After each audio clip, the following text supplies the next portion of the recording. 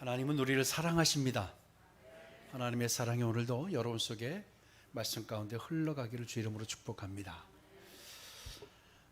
여러분, 이름으로 여러분이 세상에 살면서 불려지세요? 아니면 어떤 직책, 어떤 사회적 위치로 여러분 불려지세요? 아무개 가장, 누구누구 대표 이렇게 불려지십니까? 아니면 이름으로 불려지십니까? 사실 이름은 우리가 공식적인 자리나 특별할 때 이렇게 불려지는 것 같습니다. 사실 여러분, 우리가 이름이 불려진다는 것, 누구누구 집사님보다 누구 이름을 정확히 우리가 들려진다는 것, 이것은요 자신의 존재의 의미죠. 이름은 나의 존재의 의미이기도 해요. 며칠 전 한 방송을 들었습니다. 모 대학교의 국어학과 교수가 강의 시간에 이제 평어를 사용한다고 하기로 했다고 합니다. 평어를, 그러니까 평어는 수식적 관계에서 이루어지는 언어가 아니라 그냥 반말하고는 좀 다른 수평적 관계에서 이루어지는 그런 언어로 이제 강의를 시작을 합니다. 처음에는 학생들이 굉장히 어색해했고 했는데 강의를 하면 할수록 우리 학생들의 마음이 다 열리기 시작하더라는 거예요. 그리고 질문할 때도 예를 들어 최일영 교수님이 아니라 일영 하고 이렇게 질문을 하고, 우리 학생들이 이렇게 대화를 하다 보니까 이제 강의가 끝나고가 문제였는데 강의가 끝나도 그렇게 하자 하기로 해서 했더니 깊은 대화까지 하게 되었다라고 합니다. 그걸 보면서 많은 이야기를 듣고 제가 그러면서 많은 생각을 저도 하게 되었습니다. 평소에 친근한 대화가 어려웠었는데 정말 인간적인 대화까지도 하게 되었다. 우리 사회가요, 위아래 사람과의 관계에서 존칭을 하는 것은 문화의 자연스러운 산물입니다. 그렇죠? 그렇지만 또 보면 이 존칭은 마치 비즈니스적인 관계 같은 그런 느낌도 들어요. 그래서 내가 원하는 것을 이야기하고 원하는 것을 얻으면 그만인, 그래서 인간 본연의 친근감과 배려와 이해가 또 그런 언어 속에서도 사라져가는 것을 보면서 그 어떤 모 교수의 방법은 참으로 신선하다라는 생각을 하게 되었습니다. 물론 강의가 끝나고 시험을 치른 다음에 점수가 나왔을 때 점수를 고칠 때는 학생들이 다 존칭을 쓰더래요. 메일로. 그랬다라고 하는데, 우리가 흔히 가까울수록 이렇게 이름을 부르게 되죠. 그래서 이런 친근한 호칭은 불편하거나 마음이 상하지 않아요. 가까운 사람일 때 나의 존재가 다시 한번 확인되기 때문입니다. 오늘 보니까요, 형제여라는 말을 들은 한 사람, 오늘 사울이 얼마나 큰 감격과 감동을 받았는지 몰라요. 아나니아가 직가에 있는 유다의 집에 찾아갔습니다. 사흘간이나 계속되었던 금식을 하고 있던 사울을 찾았습니다. 아나니아가 사울을 찾아왔을 때 사울은 아나니아를 볼 수가 없었습니다. 그런 사울에게 아나니아가 다가가죠. 그리고 그의 머리에 손을 얹고 이렇게 이야기합니다. 형제 사울아. 당시 사회로 보면 계급이 엄연하게 존재하던 사회였습니다. 그래서 형제, 자매 이런 언어는 쓰지 않았어요. 누가 썼냐면 그리스도인들만 쓰게 되었습니다. 그리스도인들은 예수님 안에서 신분이나 계급을 초월해서 새로운 관계가 시작이 되었다, 새로운 관계를 맺게 되었다고 해서 형제, 자매로 부르게 되었습니다. 그런데 아나니아가 사울에게 형제, 자매라고 불렀어요. 형제라고 불렀어요. 형제 사울아라고 한 것은 어떤 의미일까요? 이제 자신들의 공동체의 일원으로 받아들인 거예요, 사울을. 그리고 같은 동역자라는 의미에서 형제 사울아. 사실 여러분, 이게 일반 사람이 들으면 그냥 고마운 이야기일 수 있지만 아마 사울은 이야기를 듣고 눈물을 흘렸을지도 몰라요. 왜냐하면 그런 형제 자매라 부르는 이 그리스도인들을 잡아 죽이는데, 그들을 잡아서 법정에 넘기고 구속하게 하고 재판을 받게 하고 또 죽임을 당하게도 하고 이 일을 가장 자처해서 앞장섰던 사람이 사울이었습니다. 그들이 형제 자매로 부른다고 때로는 그것마저도 아마 폄하하고 그렇게 하면서 그들을 잡아 죽였던 사람이 사울이었는데, 그런 사울에게 아나니아가, 지도자인 아나니아가 와서 형제 사울아 라고 했을 때 이 사울의 마음이 얼마나 감격스러웠겠습니까? 그러면 여러분, 그렇게 한 공동체로, 같은 식구로, 같은 동역자로 인식했을 때 이 일이 어떻게 가능했을까요? 아나니아가 사울에게 한 말을 통해 우리 확인할 수 있는데요. 17절을 다시 볼까요?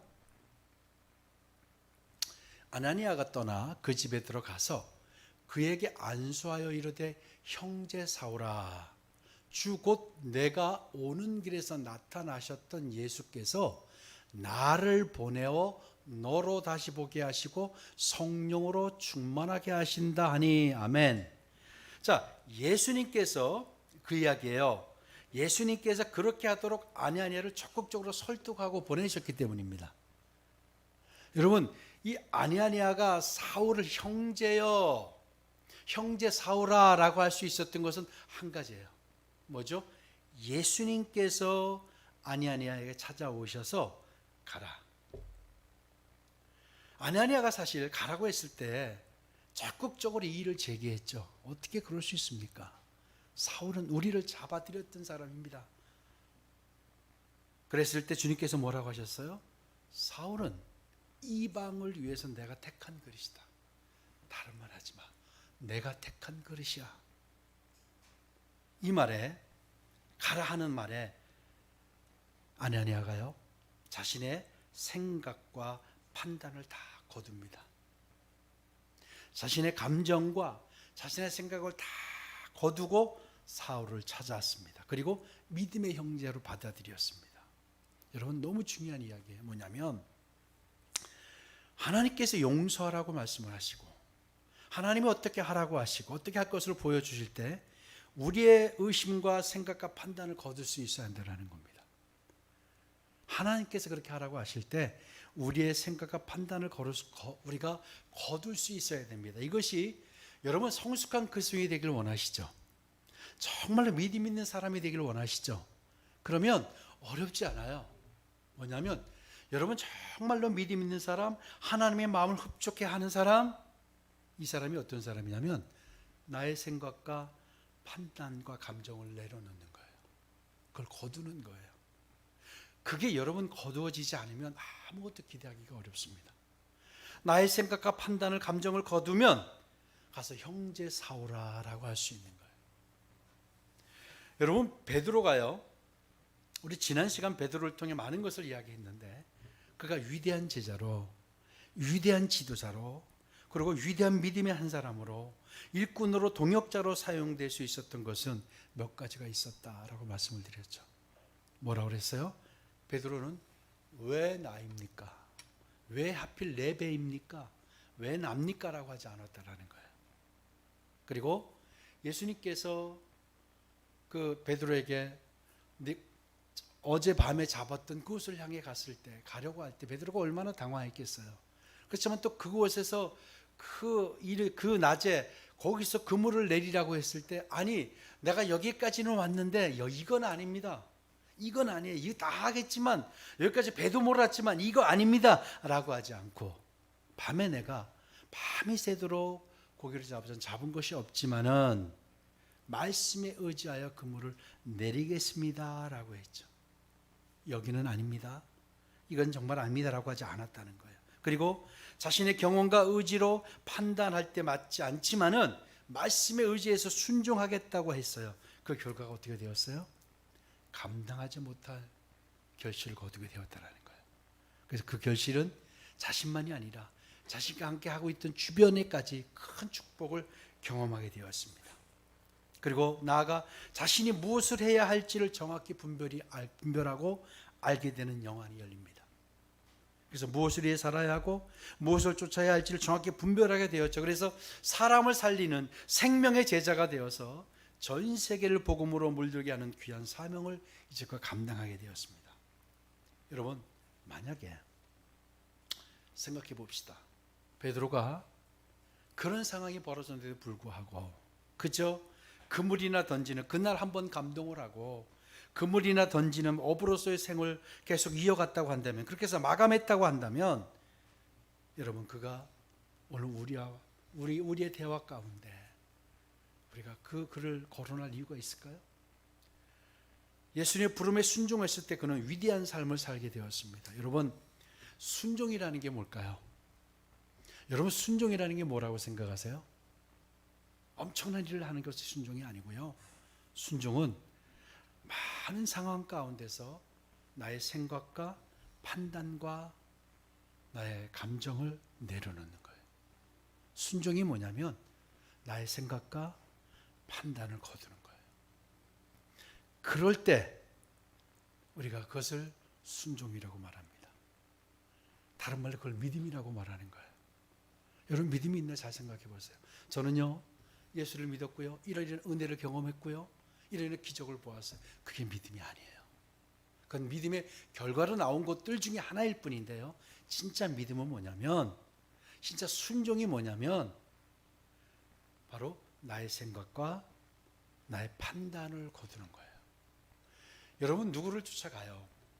제가 예를 들어 하준이하고 저희 아들하고 여행을 한 적이 있어요. 제 평생 처음 하준이가 그렇게 골인한 상태에서 여행을 한 적은 없었어요. 그 해 한 번 그랬는데 내내 아주 곤혹스러웠어요. 2박 3일이었나 그랬었는데, 자, 이왕 우리 아들이 저하고 여행을 갈 거, 뭐 그런다고 돌아올 거 아닌데, 이왕 갈 거, 마음이 어쨌든 간에 그냥 순종해서, 여러분, 그렇게 기쁨으로 그렇게 보냈다면 또 다른 기억으로 남았을 거예요. 그렇죠? 우리가 하나님을 쫓아가는데 나의 생각과 판단을 완전히 내려놓지 않고 가긴 가요. 따라가긴 따라가는데 자꾸 불만, 불평, 이거 아닌 것 같은데, 이렇게 가면 가긴 가는데 여러분, 좋은 결과를 얻기가 어려운 거예요. 그렇죠? 여러분, 하나님을 쫓아가는 그리스도인으로서 여러분의 생각, 판단을 다 내놓고 그냥, 여러분, 그것이 내 감정과 내 생각에 맞지 않고 내 기준과 내 지혜, 지식에 맞지 않아도 온전히 그냥 한번 내려놓고 달려가 보세요. 그래서 성경은 바로 순종이라고 이야기해요. 나의 생각과 나의 판단을 거두는 거. 이왕 갈 거잖아요. 이왕 믿음 생활 할 거죠. 어때요? 안 할 거예요? 할 거잖아요. 그러면 그냥 또 불만과 이거 아닌데 가지 마시고 그냥 다 거두세요. 나의 판단, 나의 생각을 거두고 달려가 보세요. 이것을 바로 순종이라고 말하는 겁니다. 자신의 생각과 판단을 거두고 가라. 이 사람은 내 이름을 전하기 위해 택한 나의 그릇이라고 말씀에 순종하여 사울을 찾았죠. 그 결과가 어떻게 되었어요? 아나니아의 순종으로 말미암아 기독교 역사에 다시 없을 귀한 한 사람이 세워지게 됩니다. 전무후무한 사도가 세워지게 됐다라는 겁니다. 사울을 찾아가 형제로 받아들이고 안수하는 것이 바로 이런 주님의 선하신 뜻이었고 순종의 길이어서 그것을 아나니아가 감당을 했습니다. 아나니아가 부른 형제라는 말은 단순한 동지 이상의 이야기였어요. 사실은 형제라는 단어, 헬라어의 아델포스는요, 일반적으로 한 자궁 안에서 태어난 형제를 부를 때 사용하는 단어예요.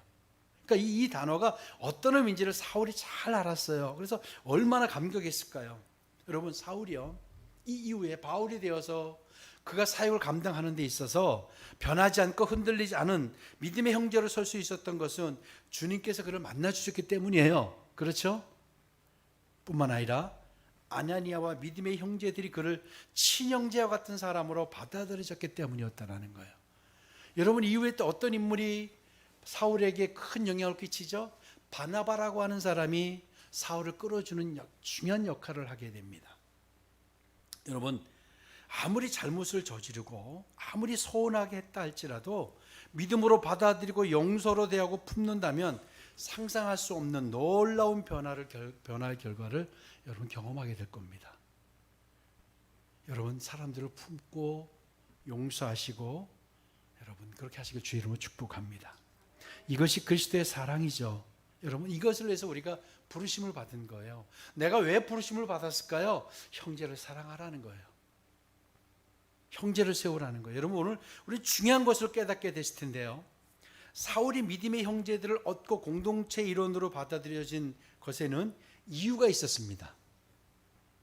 주님께서 여러분 사울을 먼저 부르셨죠. 여러분 하나님의 축복의 자리에 축복의 자리를 경험하고 싶으실 거예요. 하나님이 예비하고 계획하신 이 놀라운 일들을 여러분 다 경험하고 싶으시죠.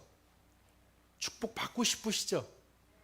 아무리 뭐라고 해도 저는 축복받고 싶어요. 다 이런 마음이 있을 거예요. 주님께서 사울을 부르셨는데요. 다시 말해서 그래서 긍휼이에요. 하나님의 사랑이고 긍휼인데 거듭나는 길을 여셨어요. 그렇죠? 주님께서 사울에게 찾아오셔서 사울을 부르심으로써 사울에게 거듭나는 길을 여셨어요. 그런데 문제는 사울이 그 거듭나는 주님의 부르심에 응답했다는 사실을 여러분이 잊으시면 안 돼요. 주님이 우리에게 찾아오셨을 때 우리에게 찾아오시고 우리를 부르신 것은 우리를 거듭나게 하시는 거예요. 그런데 응답하는 사실이 얼마나 중요하냐면 사울이 아나니아를 만나기 전에 드린 사흘 동안의 기도가 그의 인생을 바꿔놓았다고 했죠. 주님이 찾아왔을 때 사울이 주님을 받아들였어요. 그리고 그런 후에 그가 주님을 받아들인 후에 주님이 거듭나는 길을 받아들인 후에 그가 누구를 만나냐면 아나니아를 만났다라는 거예요. 여러분 이 원리를 잘 아셔야 되는데요.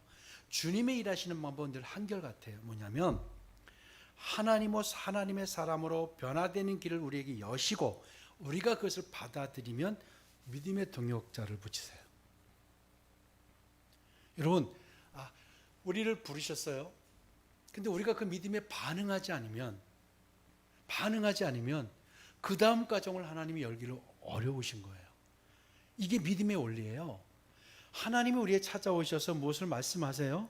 근데 그 말씀에 반응하지 않으면 하나님은 그 다음 과정을 열기 어려우신 거예요. 근데 우리가 이 부분에서 굉장히 혼란스러워해요. 하나님 무조건 나의 길을 여신다고 생각하세요.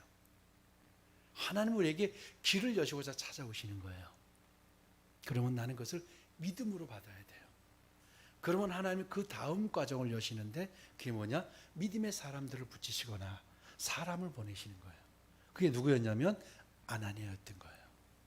바로 사울이 예수님을 만났어요. 강렬한 빛 가운데. 그리고 만난 것으로 그치지 않았어요. 그리고 그 사흘 동안 금식하면서 그의 인생이 얼마나 허망하고 헛된 것인가를 알게 되었죠. 그러고 났을 때 누구를 보냈냐면 아나니아가 찾아온 거예요. 여러분 이 단계, 이 과정을 여러분 잘 이해하셔야 됩니다. 왜 나에게는 하나님의 축복이 다 있지 않을까? 왜 나에게는 그런 것들이 열리지 않을까? 한번 잘 돌아보시고 점검해 보셔야 돼요. 뭐냐면 하나님이 우리를 찾아오시고 말씀하시고 우리에게 오셨는데 내가 믿음으로 반응해야 돼요. 그러면 그 다음 과정에서 하나님이 믿음의 사람들을 붙이시거나 사람을 보내신다라는 거예요. 그게 바로 아나니아였습니다. 주님의 말씀에, 주님의 명령에, 그러니까 그가 기도하고 했던 것 하나가 좀 반응한 것, 다시 말하면 주님의 말씀과 명령에 순종했을 때 하나님은 다음 사람을 붙이시는, 만약에 우리가 그 과정을 지나간다, 그 과정을 간과한다면 하나님은 다음 과정을 열지도 않으실 뿐더러 믿음의 동역자를 붙이지 않는다라는 사실이에요. 사울을 믿음의 형제로 받아들인 아나니아의 기도는 놀라운 일이 그렇게 일어나요. 우리 18절을 한번 보실까요? 18절에 같이 읽습니다. 즉시 사울의 눈에서 비늘 같은 것이 벗어져 다시 보게 된지라 일어나 침례를 받고. 아멘. 아나니아의 안수를 통해서 여러분 사흘 동안 굳게 닫혀 있었던 사울의 눈이 다시 열렸어요. 사울이 닫혀 있었던 눈이 다시 열렸다는 말은 무슨 말일까요? 다시 보게 되었다는 의미가 되겠죠. 다시 보는 일이 일어났어요. 눈이 열렸어요. 사울은 강렬한 빛의 눈이 멀었고 아무것도 볼 수가 없었어요. 그러니까 다시 이야기하면 아나니아의 기도가 아니고서는 볼 수 없었다는 뜻이기도 합니다. 아나니아가 안수할 때 사울의 눈에서 오늘 보니까 비늘 같은 것이 벗어져라고, 그래서 사울이 회복되었다라고 말하고 있는데요. 여기서 말하는 비늘같이라고 번역된 헬라어 레피스는 살갗에 생기는 비늘과 같은 껍질을 의미하기도 하고요. 또 물고기 비늘을 뜻하기도 합니다. 자, 근데 오늘 이 말씀에서 우리가 여러분 놓치면 안 되는 것이 있어요. 사울이요, 참 열심히 살아왔던 사람이에요. 여기 열심히 사는 사람들 다 여러분 열심히 사시죠? 치열하게 싸우고 치열하게 달려오셨어요. 최선을 다해 견눈질하지 않고 사울이 앞만 보고 달려왔어요. 그런데 그게 맞다고 생각했어요. 사울이요, 잘못된 생각으로 그렇게 살아온 게 아니고 그게 맞다라는 신념으로 살아왔어요. 그런데 그의 삶이 얼마나 허망하고 헛된 것이었는가를 사울의 금식 기도를 통해 그가 깨닫게 되고 다시 보게 되었죠. 그렇다면 사울이 왜 그렇게 힘쓰고 왜 그렇게 달려왔고 그렇게 살아왔을까요? 허망했던 삶을 살아왔을까요? 바로 그의 눈에 있던 비늘 같은 것이 있었다라는 거예요. 오늘 우리가 비늘 같은 것이 벗겨졌다고 그랬잖아요. 그럼 그 전에 있었다라는 거예요. 그것을 보고 어떻게 제대로 된 삶을 보고 진리를 볼 수 있었겠습니까? 사울은 자신에게 이런 것들이 끼어 있었다는 사실도 전혀 느끼지 못했을 것이고 자각하지도 못했을 거예요. 비늘이 끼어 있으니까 다 왜곡되어 보이는 거예요. 여러분, 다 잘못 보이는 것은 내 눈에 뭐가 끼어 있기 때문에 있을 수 있습니다. 여러분, 같은 상황도 다 잘못 보고 왜곡되게 보고 다 다르게 보는 이유는 그렇게 보이는 것이 있기 때문에, 그렇게 보게 하기 때문이에요. 여러분은 제대로 보세요? 어떻게 보세요? 바로 그러나 아나니아의 안수 기도에 자신의 눈에 그런 것이 끼어 있으라 상상도 못했던 것이 이제 눈에서 벗겨집니다. 그 순간부터 사울은 제대로 다시 보게 되었다는 이야기를 오늘 성경이 하고 있어요. 그동안 사울은요, 자신이 땅만 보고 살았고 위를 바라보고 살지 못했다라는 사실을 고백을 해요. 뭐냐면 사울의 시력이 회복된 뒤에 사울은 위를 보며 살기 시작했다고 성경이 말하고 있어요. 무슨 이야기냐? 18절로 돌아가 보세요. 18절로 다시 볼까요? 즉시 사울의 눈에서 비늘 같은 것이 벗어져, 그 다음에 뭐라고 그랬죠? 다시 보게 된지라고 그랬잖아요. 여기 다시 보다라는 이 아나블레포라고 하는 이 단어는요, 다시라는 이 접두사가 아나인데, 이 아나는 다시라는 의미도 있지만 위를 이라는 의미도 있어요. 위. 그러니까 다시 보세요. 다시 보게 된지라. 뭐를 보게 됐어요? 위를 보게 된지라. 아멘. 그가 비늘 같은 것이 벗어져 다시 보게 되었다는 말은 뭐냐면 위를 보게 되었다라는 거예요. 그러니까 사울은 눈이 비늘 같은 것이 벗어지자 뭐를 보게 되었어요? 그야말로 위를 보게 되었다라는 거예요. 아멘. 그동안 자신만을 보면서 땅만 보면서 살아왔던 인생이었어요. 그런데 그가 아나니아의 안수로 인해서 비늘 같은 것이 벗어지자 위를 보는 삶을 시작했다고 이야기합니다. 18절부터 19절 20절까지 한번 계속해서 연이어 한번 보겠습니다. 같이 읽습니다. 즉시 사울의 눈에서 비늘 같은 것이 벗어져 다시 보게 된지라. 일어나 침례를 받고 음식을 먹음에 강건하여지니라. 사울이 다메섹에 있는 제자들과 함께 며칠 있을 때 즉시로 각 회당에서 예수가 하나님의 아들이심을 선포하니. 아멘. 아나니아의 안수를 통해서 위를 보게 된 사울이 무엇을 하냐면 침례를 받아요.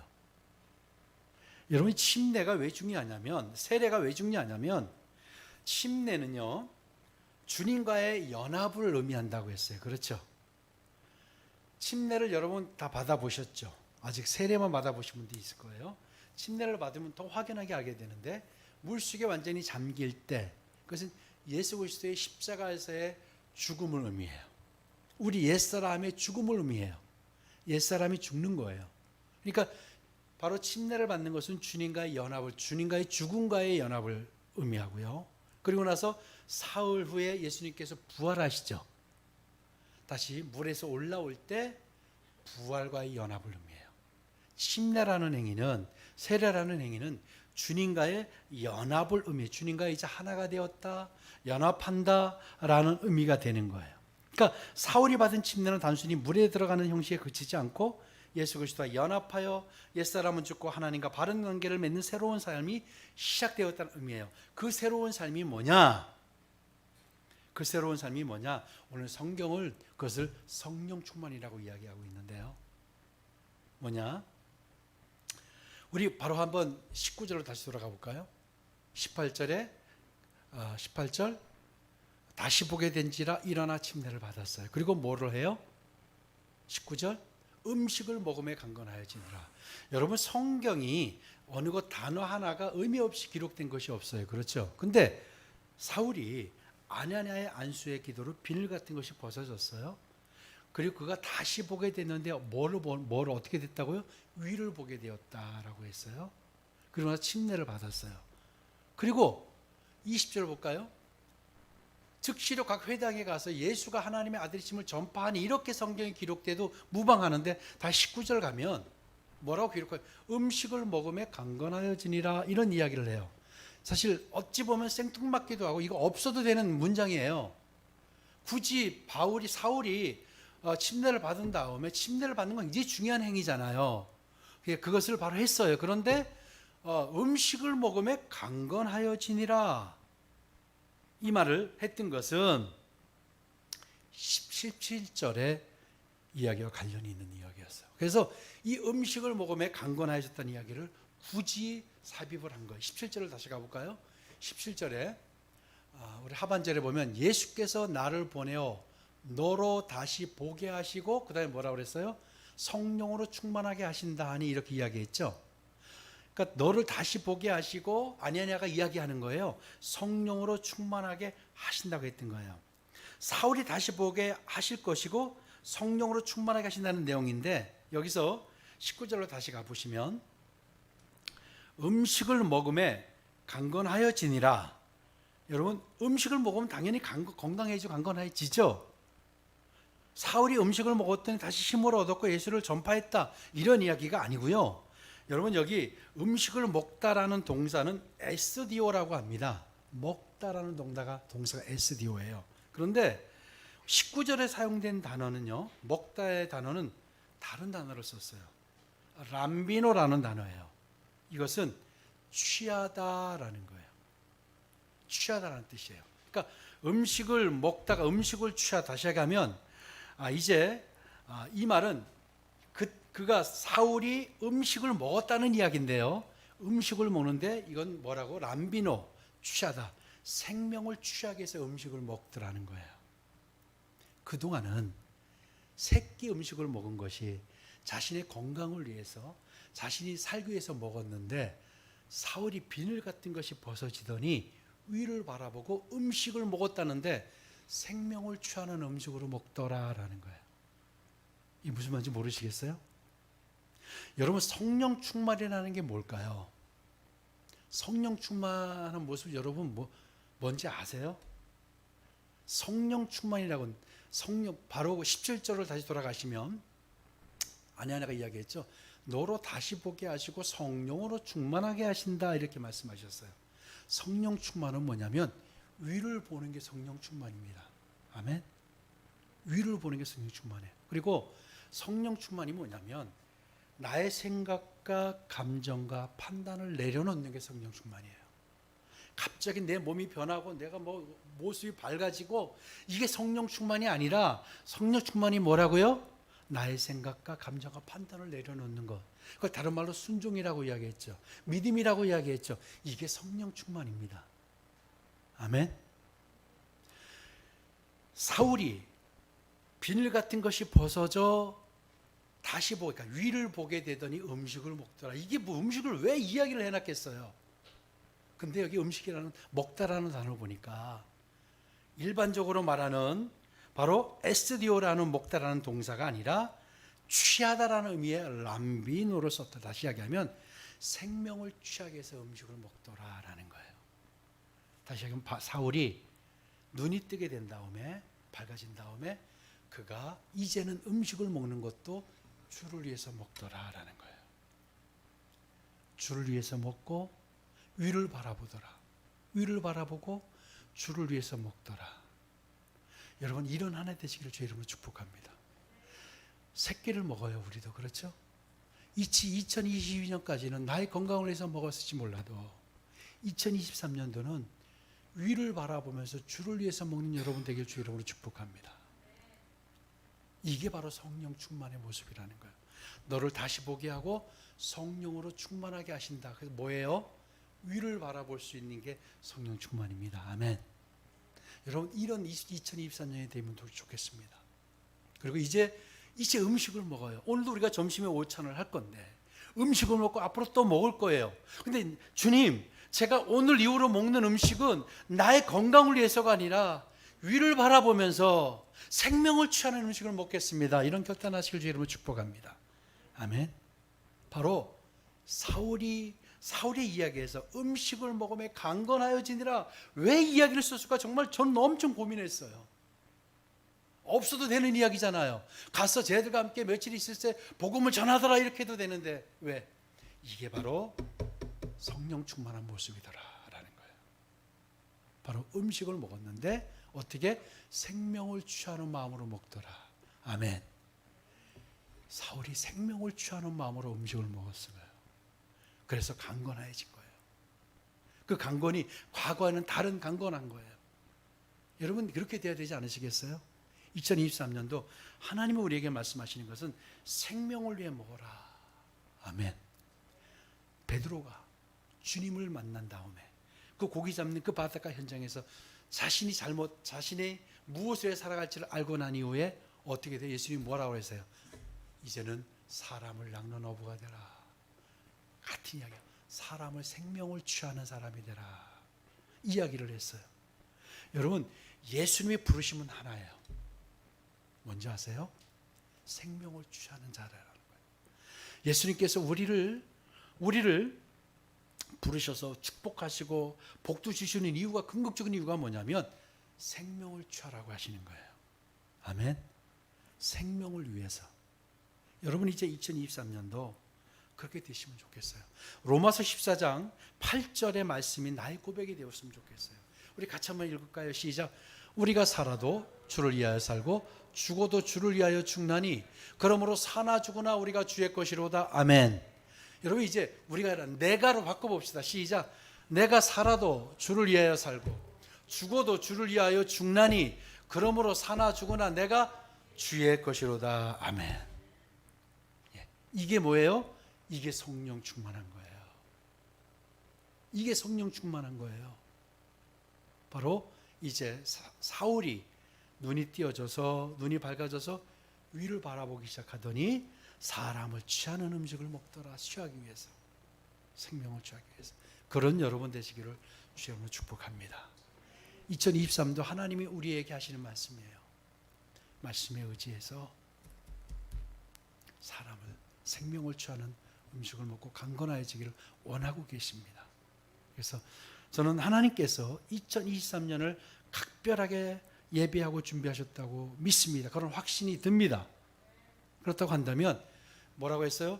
반응을 해야, 하나님의 말씀에 반응해야, 순종해야 그 다음 과정이 열리는 거예요. 하나님은 우리에게 말씀을 하시고 우리가 반응할 때, 그걸 받아들일 때 바로 믿음의 사람들을 붙이시고 사람들을 동원하시고 사람들을 만나게 하시고 다음 과정을 열어가십니다. 이 원리를 여러분 잘 깨달으시고 2023년도 그렇게 풀어가시길 주의 이름으로 축복합니다. 바로 이제는 먹어도 누구를 위해서? 주를 위해서. 음식을 취해도 생명을 취하는 일로. 바로 그래서 아나니아가 17절에 보시면 한번 띄워주세요. 17절에 예수께서 나를 보내온 너로 다시 보게 하시고 성령으로 충만하게 하신다.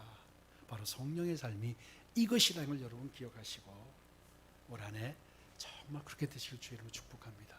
이 말씀 속에 담긴 이 메시지를, 주의 메시지를 여러분 다 가슴에 담으셨으면 좋겠어요. 그래서 반응하시고 그렇게 음식을 취하시고 강건해지시길 주의 이름으로 축복합니다. 기도하겠습니다.